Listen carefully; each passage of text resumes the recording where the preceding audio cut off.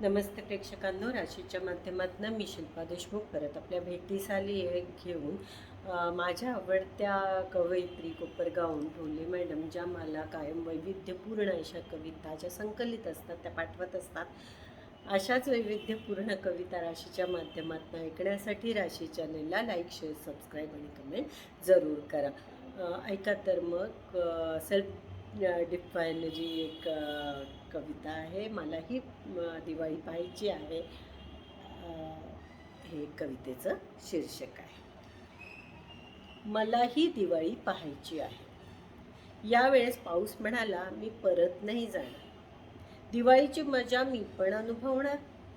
मी आल्यावर लोक करतात नुसते उपास अन तापास. कधीच मिळत नाही मला लाडू, चिवडा, चकल्यांचा वास घेऊन पदार्थाचा जेव्हा होईल मी तृप्त. मगच ठरवलंय मी या थंडीत होईल लुप्त. चातुर्मासातला फराळ म्हणजे साबुदाणा आणि भगर. आणि भगर, त्याला कशी येणार दिवाळीच्या फराळाची सर.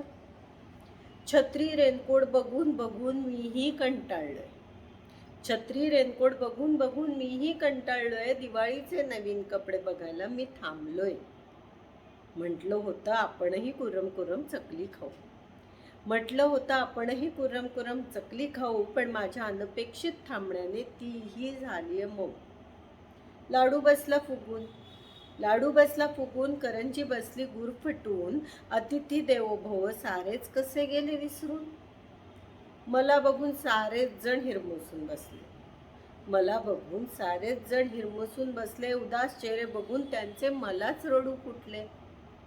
बघायचा होता मला फटाक्यांचा धूर, पण रडण्याने माझ्या आता नदीला परत पूर. शेवटी लोकांनी ठरवले कोणत्याही परिस्थितीत आनंदी राहायचे. चकल्या नाही तर नाही, कांदा भज्यांवरच दिवाळी करायचे. अशी ही सुंदर कविता. नमस्ते राशी.